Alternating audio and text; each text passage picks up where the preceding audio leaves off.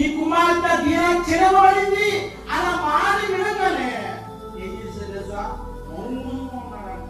తెలుస్తుందా? దేవుడిని కొట్టినప్పుడు తొడ మీద కొట్టినప్పుడు నన్ను వదులు అని రాత్రంతా ప్రయాసపడితే ప్రార్థన చేస్తే మరి ఏమైనా ప్రార్థన నా ప్రార్థన ఏమైనా అటువంటి ప్రార్థన ఏమైపోయింది? దేవుడు కొట్టిన కాలు పట్టుకొని యాలని లేదు ఆశ్రయిస్తే రాత్రంతా ప్రయాసపడి దేనా విషయం ఒక కుమార్తె విషయం పట్టించుకోలేకపోయాడు. నిర్లక్ష్యం వల్ల ఒక కుమార్తె సరిగా సాగలేకపోయాడు. ఒక కుమార్తె క్రమశిక్షణ పెట్టలేకపోయాడు. ఎవరో వచ్చి అయ్యా యాకోబు గారి కుమార్తె చెరపబడినదే ఏ తండ్రి గుండైనా కానీ నెలవేదా నా యాకోబు మౌనంగా ప్రార్థించుకున్నాడు.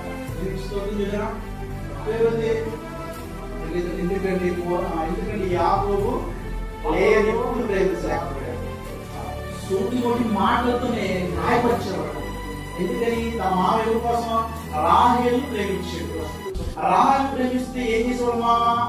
లేచి పెళ్లి చేశాడు. ఈయనేంటి మామ అంటే సరే ఈయన కాబట్టి 7 సంవత్సరాలు వదిలి చేశాడు. ప్రేమిస్తోంది ఏదన్నా తెలుగు స్తోత్రం. అక్కడ ఎవరు మోసం చేసి వచ్చాడు? అన్నని తండ్రి మోసం చేసి వచ్చాడు. ఇక్కడ మామ ఎవరు మోసం చేశాడు?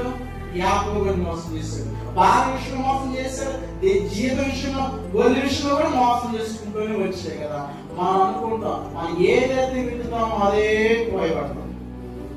యాకోబు అనుకున్నాడు నువ్వు మోసం చేసి వచ్చా నాకు ఎందుకు అనుకున్నాడు. కానీ ఇక్కడ అంత గుణమంతగా మోసపోయాడు. ఒక కుమార్తెను సాకలేకపోయాడు. ఇక్కడ రఘు